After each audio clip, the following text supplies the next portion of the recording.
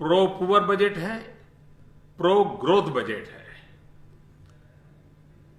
जन जन की अपेक्षाओं को पूर्ण करने के लिए जन धन से लेकर के जन कल्याण तक का पूरा मार्ग प्रशस्त किया गया है। एक तरफ राज्यों को सक्षम बनाना, दूसरी तरफ राष्ट्रीय प्राथमिकताओं को, राष्ट्रीय आवश्यकताओं को बल देना। एससी, एसटी, ओबीसी, दलित, पीड़ित, शोषित जो पीछे रह गए हैं, उनको विशेष बल देना। जिन मनरेगा की बड़ी चर्चा होती थी, इतने सालों में मनरेगा में पहली बार गांव के गरीब को रोजी रोटी मिले, इसलिए सर्वाधिक धनराशि गरीबों के रोजगार के लिए लगाई गई है।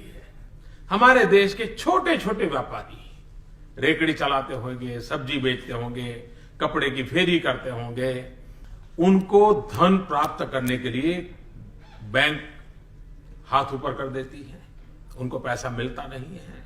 उनके लिए धन राशि सरलता से मिले, जितनी चाहिए उतनी मिले, उसके लिए मुद्रा की एक अलग योजना हमने प्रस्तुत की है, जो आने वाले दिनों में उनको काम आने वाली है। इस बजट में काले धन के संबंध में हमारी क्या सोच है, हमारा क्या कमिटमेंट है, इसको पूरी तरह हमने देश के सामने रखा है। अब काला धन वालों का खैर नहीं है, सिवाय जेल अब उनके नसीब में कुछ नहीं है। नया कानून हम ला रहे हैं और आज बहुत विस्तार से काले धन के खिलाफ हमने कड़ी कार्रवाई करने की एक रूपरेखा प्रस्तुत की है।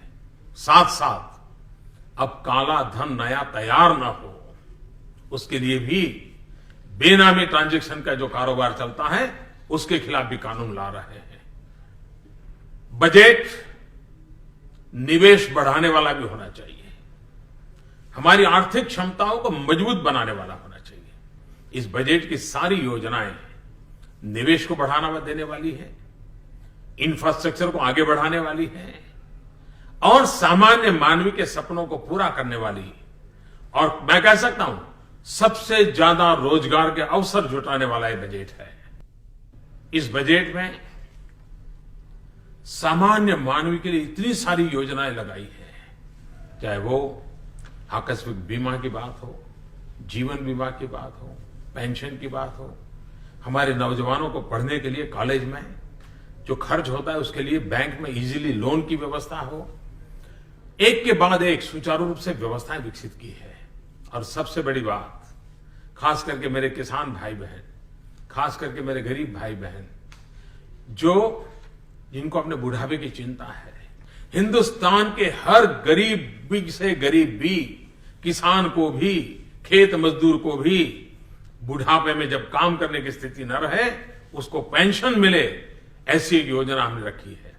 पहली बार इस देश में हर नागरिक पेंशन के अंदर कोई न कोई लाभ लेगा, ऐसा एक बहुत बड़ा भगीरथ काम इस बजट के माध्यम से हम करने जा रहे हैं।